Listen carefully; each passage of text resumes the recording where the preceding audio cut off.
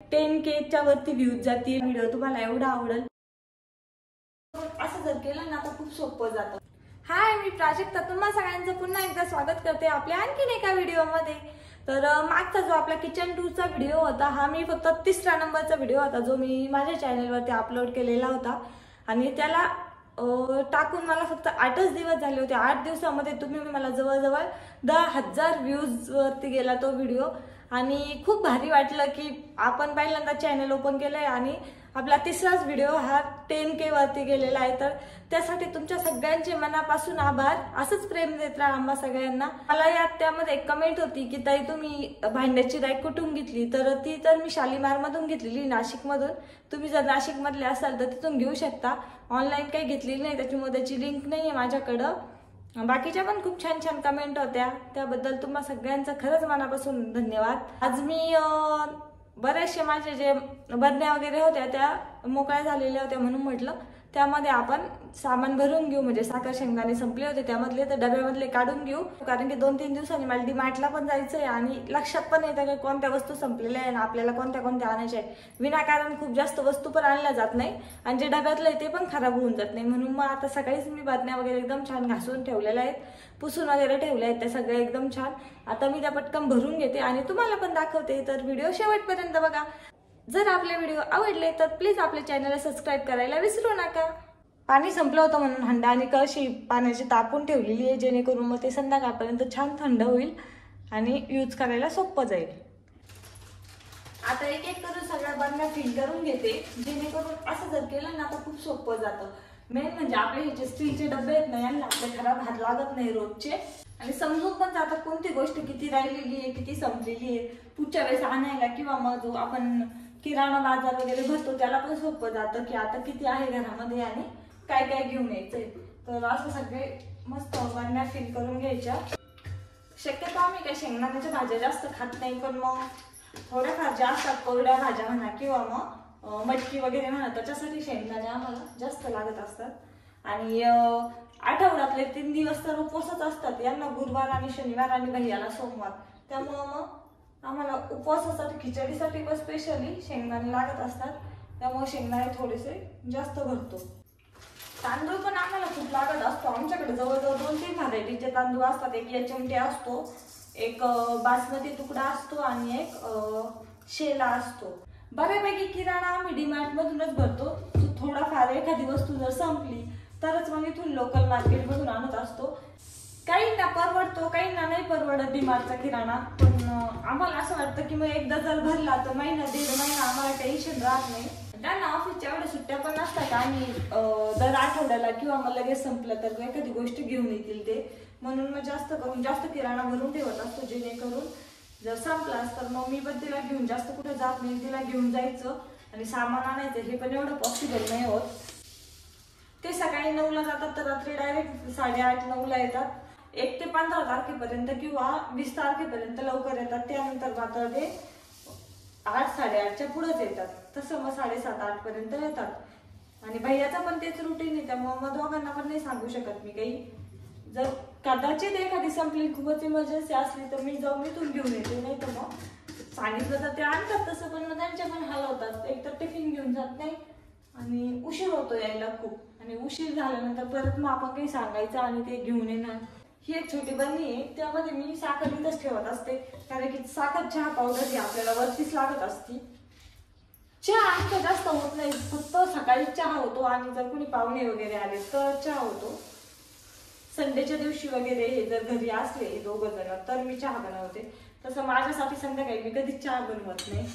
चहा आवडतो मला, पण कुणीतरी कंपनी द्यायला असेल तरच मग मी चहा घेत असते, नाही तर मग एकटीसाठी नाही बनवत. मला असं वाटतं बऱ्याचशा लेडीजचं असंच असतं की जर घरी कोणी असेल तर त्यांच्यासाठी करायचं, स्वतःच्या जीवासाठी तर कोणी होऊन करत नाही. मी तर स्पेशली करत नाही. हे कुपनाचे तांदूळ यांचा काही जास्त वापर नाही होत, म्हणजे वापरतच नाही शक्यतो मी. पण जर एखाद्या दिवशी कोणताच तांदूळ जर नसला तर मग हा ऑप्शन आहे.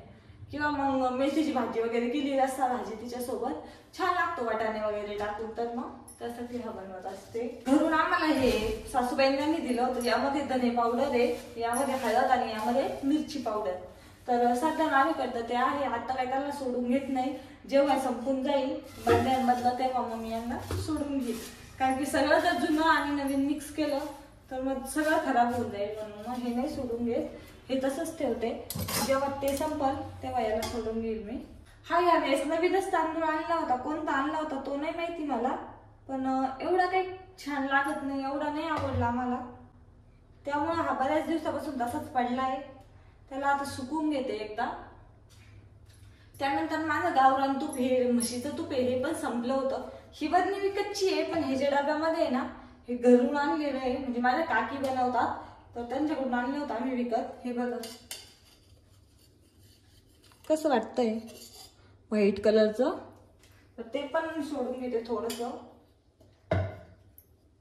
हे स्पेशली मला खिचडी बनवायला, आणि आम्ही तेलामध्ये नाही बनवत खिचडी, शेंगदाणा तेल पण नाही वापरत आणि दुसरं कोणतं पण नाही वापरत, आम्ही तुपामध्येच बनवतो. तर मग त्याच्यासाठी तूप लागतं. आणि हिच्या जेवढ्या पण आहेत ना आपल्या खीर वगैरे किंवा आपण जे बी थालीपीठ वगैरे बनवतो ते सगळं मी गावरान तुपातच बनवत असते. तिला स्पेशली गावरान तुपच देते मी, गाईचं किंवा मग म्हशीचं. असं म्हशीचं पहिल्यांदाच आणलंय, याआधी आम्ही डेअरीवाल्याकडून गाईचंच आणत होतो, पण ह्यावेळेस मग म्हशीचं आणलंय. म्हटलं ट्राय करून बघू कसं लागतं. घरच्या तुपाची आणि बाहेरच्या तुपाचा थोडासा फरक पडतोच. वास खूप छान येतो याचा, टेस्ट पण छान लागते. मला नाही आवडत स्पेशली गावरान तूप, पण माझ्या मिस्टरांना आणि पिलूला खूप आवडतं. हे बघा एवढी बरणी भरून घेतली मी. आता जेव्हा छोटी आहे तेव्हा हे तूप ट्राय करू, बघू मोठी झाल्यानंतर. हे बघा मी छान सगळ्या बरण्या फिल करून घेतल्या आहेत. काही थोड्याशा आहेत त्या वस्तू संपलेल्या आहेत. हे तांदूळ एका प्रकारचे संपले आहेत, आणि ही साखर वगैरे, ही तूर डाळ आणि हे कुकण्याचे तांदूळ आहेत. तर जे संपलंय ते आणायलाही सोपं जाईल आणि मला लिस्ट बनवायला पण सोपं जाईल. आज मला टाइम भेटतो का नाही माहित नाही, जर टाइम भेटला तर मग मी लिस्ट बनवल की मला डीमार्टवरून काय काय घ्यायचंय, आणि ती लिस्ट तुमच्यासोबत पण शेअर करेल की माझं 1 महिन्याचं रुटीन कसं आहे, 1 महिन्याभरामध्ये मला काय काय किराणा लागतो आणि मी किती किती भरते. आता बरण्या भरल्यावरून तर समजलंच आहे की काय संपलंय आणि काय बाकी आहे.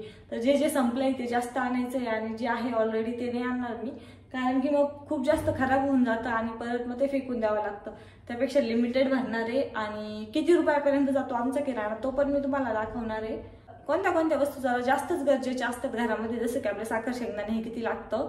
आताची जी माझी साखर होती ती माझी दिवाळीची होती, माझ्या सासूबाईंनी दिलेली होती. दिवाळीला आम्हाला डेअरीवरून जास्त साखर भेटली होती यावेळेस, त्यामुळं मग आम्हाला जास्त साखर भेटली होती. तर त्यांनी आम्हाला खूप जास्त साखर दिली होती, अजूनपर्यंत आहे आमच्याकडं. आणि आता संपत आली, आता हार्डली 2 किलो आहे. ही संपली की मग साखर भरू, तेव्हा तर काय भरणार नाही आम्ही साखर. बाकीचं मग शेंगदाणा तेल वगैरे जे काय काय लागतं ना, आम्ही कोणत्या ब्रँडचं घेतो ते पण तुम्हाला दाखवणार आहे. हे माझं किचन जे की तुम्हाला फार आवडलंय, आणि त्याला तुम्ही छान छान कमेंट पण केलंय, आणि व्ह्यू पण खूप आहेत आणि लाईक पण खूप आहे. म्हणजे मी जेव्हा ओपन केलं होतं ना यूट्यूब, मला खरंच नव्हतं वाटलं की माझं एवढं लवकर एखादा व्हिडिओ तुम्हाला एवढा आवडेल, की तुम्ही मला डायरेक्ट 10K वरती व्ह्यूज जातील, ते पण फक्त 8 दिवसामध्ये. आणि त्यात माझा बॅकग्राऊंड पण नाही आहे की कुणी यूट्यूबर पण नाही आमच्या घरामध्ये किंवा आमच्या फॅमिलीमध्ये. मी पहिलीच आहे की जिने यूट्यूब चालू केलंय आणि डेली ब्लॉग चालू केले. ते खास असं मेमरी बनवण्यासाठी पण केलंय की चला छोटं बाळ आहे तर तिच्या लहानपणापासूनच्या मेमरी राहतील आपल्याकडं, ती एक एक दिवस काय काय करत होती, नवीन नवीन काय काय शिकली ती, याच्यासाठी खास ओपन केलंय. आमची फॅमिली तुम्हाला कशी वाटली ते पण सांगा. माझे मम्मी पप्पा, सासू सासरे सगळे, पप्पा नाही दाखवले, आय थिंक पप्पा नेक्स्ट व्हिडिओमध्ये दाखवल मी तुम्हाला जेव्हा कधी गावाकडे जाईल तेव्हा. पण आता जे दाखवलंय ते तुम्हाला कसं वाटलं ते पण मला कमेंट करून सांगा. आणि आमचं गाव कसं वाटलं, गावाकडच्या आठवणी कशा वाटल्या त्या पण सांगा मला. आणखी कोणते कोणते व्हिडिओ बघायला आवडतील माझ्याकडून ते पण सांगा. लहान मुलांच्या रेसिपी पाहिजेत का तुम्हाला, मी तिच्यासाठी कोणत्या कोणत्या रेसिपी बनवते, किंवा सेरिलॅक, होममेड सेरिलॅक मी कसं बनवते त्याच्या पण कमेंट करा, मी त्याचे पण रिप्लाय देईल तुम्हाला. ही होती ती रॅक जिच्या विषयी मला कमेंट येत होत्या, पण खरंच ती ऑफलाईन घेतलेली आहे. ऑनलाईन जर घेतली असती तर मी तुम्हाला लिंक लगेच शेअर केली असती. एका ताईची कमेंट होती की ही बरणी बेसिंग खाली नको ठेवू, तर ही बेसिंग खाली ठेवली म्हणजे हिच्यामध्ये सध्या लोणचं नाही आहे, मोकळी लोणचं संपून गेलंय. मला ती वरती ठेवायची होती, पण असं झालं ना की कोणीच नव्हतं, ती याची चिनी मातेची फुटून वगैरे जाईल, त्यामुळे मग मी नाही रिस्क घेतली वर ठेवायची. यांना जेव्हा टाइम असेल यांना किंवा भैयाला त्यांच्याकडून मग मी वरती ती ठेवून घेईल, कारण की खाली पण दुसरीकडे कुठं ठेवली तर ही फोडायची भीती वाटते. आणि ज्यांनी आपला किचन टूरचा व्हिडिओ अजून बघितला नाही त्यांनी जाऊन नक्की बघा। त्यासोबत एक होम टूरचा पण व्हिडिओ टाकला होता, तो पण बघा, तो पण खूप छान आहे। त्यामध्ये पण मी माझं होम कसं एकदम छान ठेवलेलं आहे। तसं तर माझं रेंटचंच आहे, काय स्वतःचं नाहीये, तरी पण मी खूप छान ठेवलेलं आहे, खूप छान मॅनेज केलेलं आहे। ते पण तुम्ही नक्की जाऊन बघा।